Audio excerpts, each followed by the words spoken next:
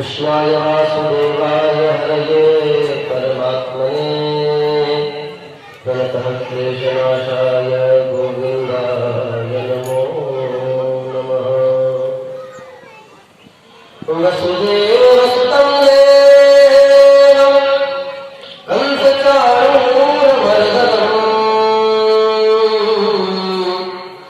देवकी परमानन्दं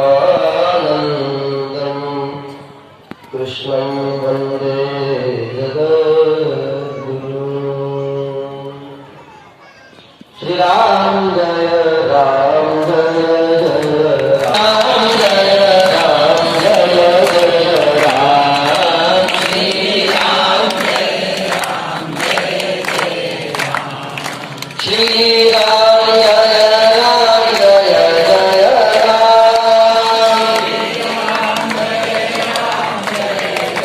खुल के बोलो श्रीराम जय राम जय जय राम। श्रीराम जय राम जय जय राम।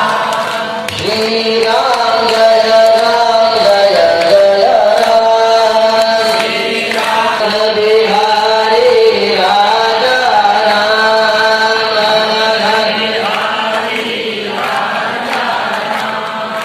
आर बिहारी राजा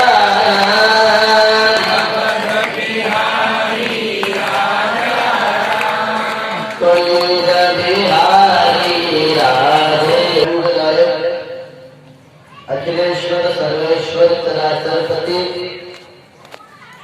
इस सृष्टि के कण कण में अनुसूत परंपरा परमात्मा परब्रह्म परमेश्वर सच्चिदानंद घन अष्टमुखी परमाराध्य भगवान पशुपतिनाथ महादेव के श्री चरणों को प्रणाम करते हुए जिनके दिव्य प्रांगण में बैठकर हम सभी लोग इस दिव्य सत्संग सत्र का आनंद ले रहे हैं। हम सबके आराध्य इस ग्रामात्मा की पुनीत पतित पावनी धरती पर सदा करुणा कृपा बरसाने वाले भगवान राधा कृष्ण और बजरंग बली के श्री चरणों को प्रणाम करते हुए मंच पर विराजमान इस दिव्य राधा कृष्ण मंदिर इस आश्रम के परम पूज्य महंत श्री स्वामी जी महाराज के पावन चरणों को कोटिशः प्रणाम।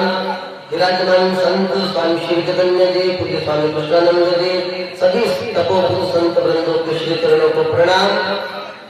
इस दिव्य अनुष्ठान सत्र को संपन्न करवाने वाले परम सम्माननीय आचार्य श्री जी ब्राह्मण द्वय सम्माननीय पंडित जी इस कार्यक्रम के सूत्रधार सकल पंचगण ग्रामात्या के सभी भक्तगण भक्तिमती माताएं नन्हे मुन्ने बालकों बालिकाओं सभी को सादर जय श्री कृष्ण। बड़े आनंद का दिव्य शुभ अवसर है। नवरात्रि का प्रारंभ आज से और हमारे यहाँ पिछले जो वैभव आपको दिखाई दे रहा है, राज्य शासन प्रशासन दिखाई दे रहा है, ये वस्तुतः जनमानस का नहीं है, ये संतों का है। चाहे वो व्यापार हो, चाहे कृषि हो, चाहे राज्य साम्राज्य हो, गद्दी परंपरा हो, महंत हो, मठाधीश हो, ये किसका है? ये संतों की तपस्या के कारण महात्माओं का है। और भगवान ने पहले कृपा करी, तुम लोगों को दिया, गृहस्थियों को दिया कि जाओ शासन संभालो, देश संभालो, संभला नहीं। अपने राज्य में स्वराज्य के विस्तार की भावना में लड़ते रहे। शक आ गए, अफगान आ गए, मुगल आ गए, अंग्रेज आ गए। क्यों आ गए? हमको तो दे दिया था राज्य और हम संभाल नहीं पाए। फिर क्या हुआ? बोले ये राज्य तो महात्माओं का है। तो धीरे धीरे आप देखो सारा राज्य सारा शासन कहाँ जा रहा है? अब संतों के पास जा रहा है। चाहे वो साध्वी उमा भारती हो, चाहे योगी आदित्यनाथ हो, चाहे साक्षी महाराज हो, चाहे प्रजापति ठाकुर हो, चाहे कोई भी हो, धीरे धीरे राज्य शासन सत्ता कहाँ जा रही है? इस संतों के पास जा रही है। तो तुम्हारे बस की बात नहीं, तुम स्वार्थी लोग। तुम क्या गाय भैंस रखोगे? 2 गाय रहेगा, 4 भैंसा रहेगा, नहीं मेरा। ये तो सब महात्माओं का है। कभी जाके देखो आश्रमों में 50-50 हजार गाय, 10-10 हजार गाय, 20-20 हजार गाय, तुम गिन नहीं सकते इतनी गाय। तुम क्या खेती करोगे? तुम्हारे बस की बात नहीं। फिर देखो अखाड़ों में जा करके ये जो शासन है, सत्ता है, ये राज्य है, ये सब महापुरुषों की संपदा है। हमें केवल इसका उपयोग करने के लिए दिया गया है, तो उसका उपयोग करके अपने मोक्ष मार्ग को प्रशस्त कर लेना चाहिए। लेकिन लोग धीरे धीरे कब्जा जमा लेते हैं, हमने देखा। इसलिए फिर बाद में इस तरह की विकृतियां पैदा होती है। अब यह अनुष्ठान पूर्ण हुआ। इस अनुष्ठान के कारण आप सभी लोगों को यहाँ आना जाना लगा हुआ था। जब भी आओ 10-20 लोग यहाँ मिलते, रात में आओ तो 10 लोग मिलेंगे, दिन में आओ तो 10 मिलेंगे। लेकिन अब ऐसा नहीं हो कि रामायण पूरी होगी, वही रामायण पाठ पूरा लगेगा। अबे आगे बड़े लोगों को मैं बता दूं कि इससे अच्छे लगे तुम्हें बुढ़ापे में बैठने को नहीं मिलेगी। होटलों पे बैठे रहोगे या हमारे दुकानों पर बैठे बैठे टाइम पास करोगे तो तुम्हारी गति होने वाली नहीं है। या मंदिर में अगर बैठा या कहीं नहीं कर लो, खाली आगे ढोकरा बैठा जाकर मरी भी जाओगा तो दुर्गति नहीं देगा, सदगति में। अंति एक सिस्टम असर आपको अरे आख्या में कम से कम हो जाना बूढ़ा है वो में 20 ऐसा नेम नहीं है कि कहीं अभी मान तो गलती निकला नहीं था मार तो रात बूढ़ो ही मार तो कभी आवा नहीं तो वहीं पड़ा रहेगा। तो ऐसे 10-20 जने कम से कम यहाँ हमेशा खड़े रहे तो हमारे महाराज जी का भी सहयोग रहेगा और आपका भी बुढ़ापा सुधर जाएगा। को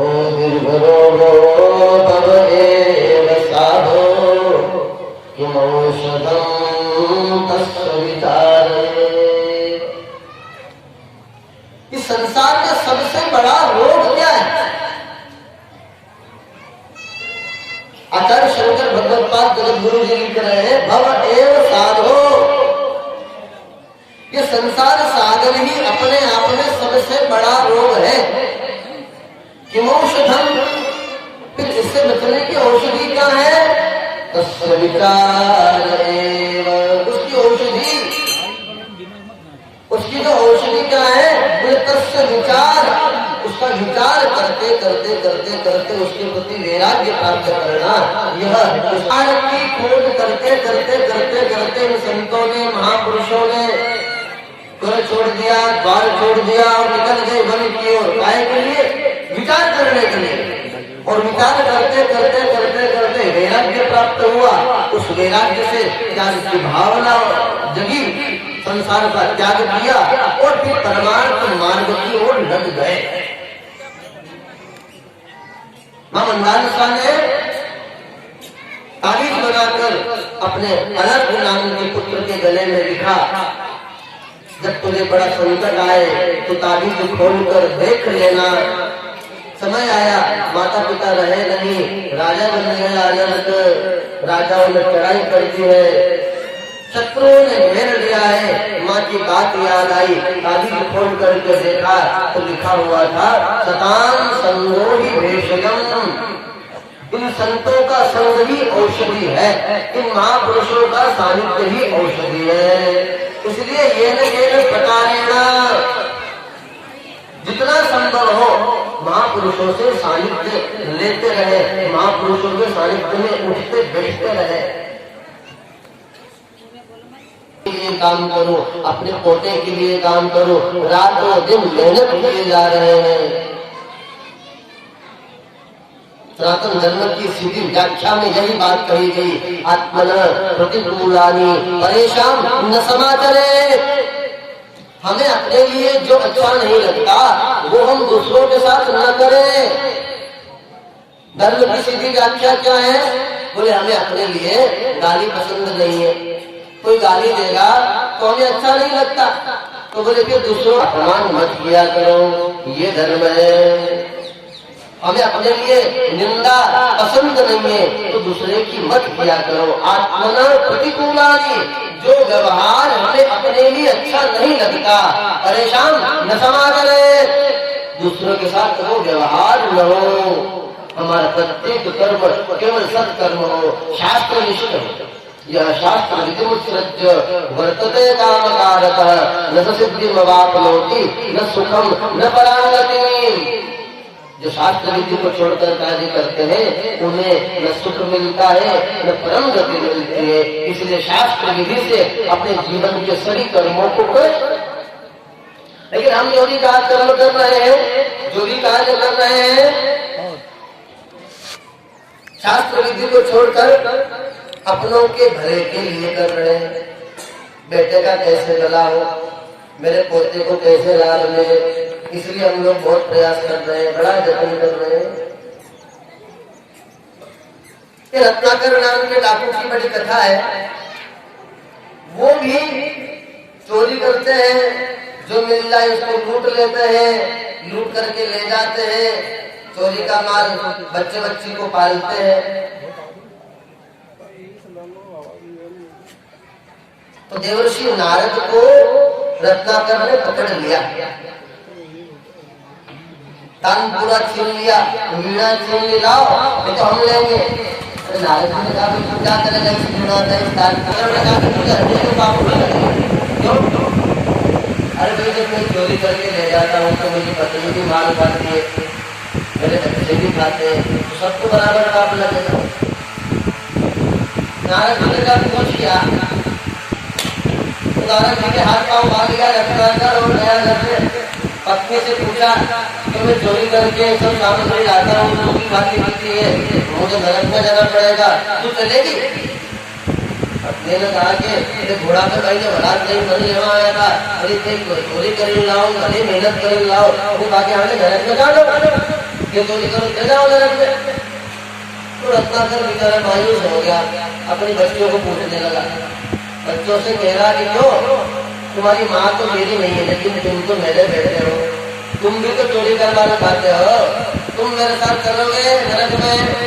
बच्चों ने कहा कि तुम्हारे बाप ने तुम्हारा पेट भरा, तुम हमारा भरो, चाहे चोरी करके लाओ चाहे मेहनत करके लाओ, हम तुम्हारे साथ नरक में जाने वाले हैं। समझ में आया? आपको तो सरल भाषा में समझाता हूँ। अपने गांव में जो लोग अमर का छोटा को धंधो करेंगे,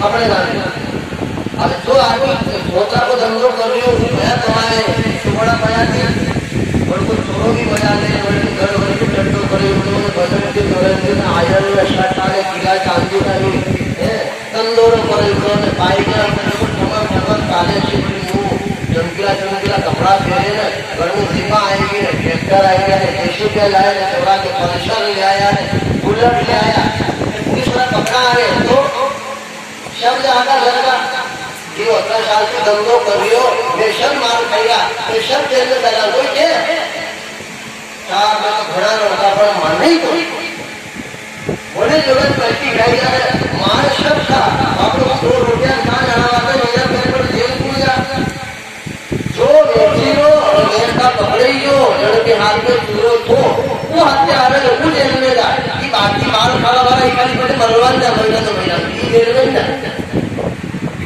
ऐसे ही जो कर्म करेगा फल उसी को मिलना है।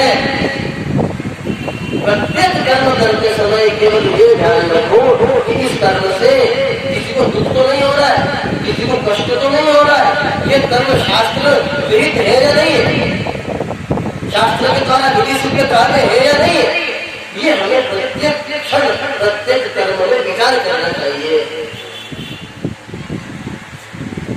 एक आदमी उदाहरण का धन था ने परगाम गायों को पगे अपने गांव के योंदो के धोखा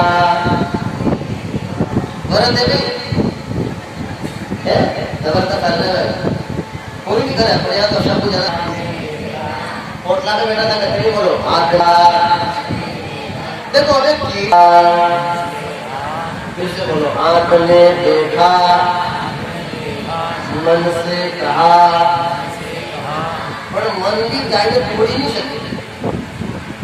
जापुर गए पांव बोलो गए पांव और वहां तक क्या पण लई ना ठांगा की भी केला नहीं टूटे अरे गई शके वहां तो तोड़े कौन हाँ बोलो हाथ में तोड़ा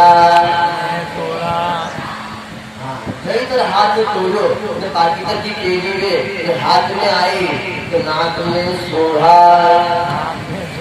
हाँ बाकी तक की केलेंगे तो कई खुशबू उनके लाज तो मुंडा पड़ेगा फिर से बोलो आंख में देखा मन से कहा गए पांव हाथ में तोड़ा नाक में सूंघा जीभ ने चखा और लाइक ने मेलवा की जगह कोई ताकि तो लीधो पर मिले क्या तो पेट में रखा हाँ जीभ ने पेट में अतरा देखिए त्वरा बालक नहीं जाएगी जड़ को आमो तो खेत बराबा लट नहीं रहेगा आप देखियो भाई एक गिरी कमर में अब आभार तो बात चाली कि जो कर्म करे वन्य फल मले आणि कमर लाई न तोड़ा केल्याने देखी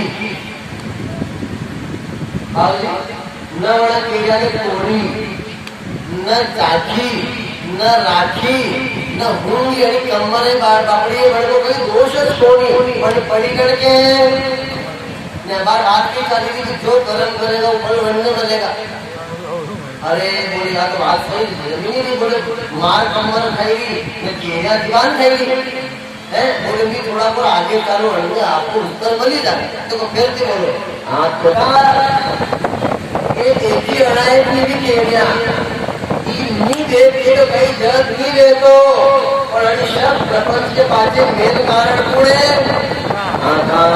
कई कई ना हो और जो कर्म करेगा बनने बड़े तो फल परम प्रधान विश्वर जो जस करई सो तस फल जाना जिसने संसार को बनाया है उस परम पिता परमेश्वर ने कर्म को प्रधानता दी है जो जैसा कर्म करेगा उसको वैसा फल मिलेगा इसलिए प्रत्येक कर्म हमारा शास्त्रीय होना चाहिए और एक बात एक नियम छोटा बनाओ ये रामायण तो पूरी हो गई है अब ठीक है रामायण के पाठ बंद हो गए लेकिन एक ऐसा नियम बनाओ कि सायंकाल आरती में आने का तो सुबह ठीक है अपने अपने काम रहते हैं वाई गाड़ी लागना पड़े चारे काटना पड़े डांडा ले जाना पड़े पूरी काटना पड़े टिप्पणी करना पड़े अलग लग रहा है अरे की छोड़ो पर आगे अशोक नियम लो कि आपके काम का क्या बनेगा बोले आगे आरती बने अशोक का पाठ करना है तो करना है या यहाँ आरती में आए आरती के बाद जो स्तुति प्रार्थना होती है वो करना है तो करना है बच्चों को सिखाओ और खुद भी करो मन अगर बालक तोतली भाषा में कुछ कहता है तो माता पिता क्रोध नहीं करते माता पिता को आनंद होता है वैसे ही हम सब लोग भगवान के बच्चे हैं तो हम लोग अगर तोतली भाषा में कुछ स्तुति पाठ करते भी हैं तो भगवान नाराज होने वाले नहीं है भगवान तो हंसेंगे खिलाएंगे और कृपा करेंगे इसलिए इस भ्रम को निकाल दो और छोटा बालक क्या अगर बड़ा भी कोई तोतला बोलता है तो बहुत डर लगता है आ रही बड़ा भी अगर कोई तोतली भाषा बोलता है तो बहुत प्यारा लगता है एक गाँव में चलो तो लाइक तोतलो तो जो तोतलो में बढ़ गया मजा आता दान का चोला ले बढ़ जाता तो नहीं लाइक चलो होशियार हो गई क्यों मथोलो बड़ा भी बढ़ती थी कि तोड़ता नहीं कि हाथ में तो बोल रहा कहीं लाइक मथोलो है मथोलो तो हाथ में तो बोल रहा तो छोटा नहीं बड़ा भी अगर तोड़ता बोले तो बड़ा प्यारा लगे तो अपन तो सब भगवान के बच्चे हैं इसलिए परमेश्वर के सामने वात्सल्य करुणा भाव लेकर के जाए भगवान का महत्व प्राप्त करने की भावना रखे और अपने आप को भगवान का बालक समझे और रोज एक नियम में घटित करते हुए जैसे राम आज्ञा के सभी वरिष्ठ सकल परिजनों को दूर से पधारे सभी अतिथिगणों को विराजमान बुद्ध प्रबुद्ध गुरुजन महानुभावों को बहुत बहुत मंगल कामनाओं के साथ शुभ आशीष प्रदान करते हुए विराजमान परम पूजनीय महेंद्र श्री स्वामी जी महाराज के पावन चरणों को प्रणाम करते हुए सभी संतों के श्री चरणों को नमन करते हुए आप सभी को सादर जय श्री कृष्ण राधा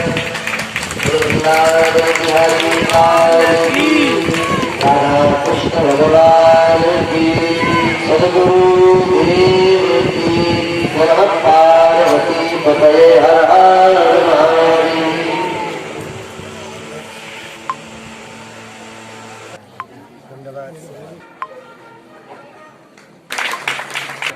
श्री अभी नहीं आया प्रधान बोल दो कि 8 बजे आप आ जाओ, ठीक है। भोजन प्रसादी के लिए और पुरुष महानुभाव यही बंदे प्रांगण पर रुक गए। माता बहनें सभी भागीरथ जी के बारे में बता रहे हैं।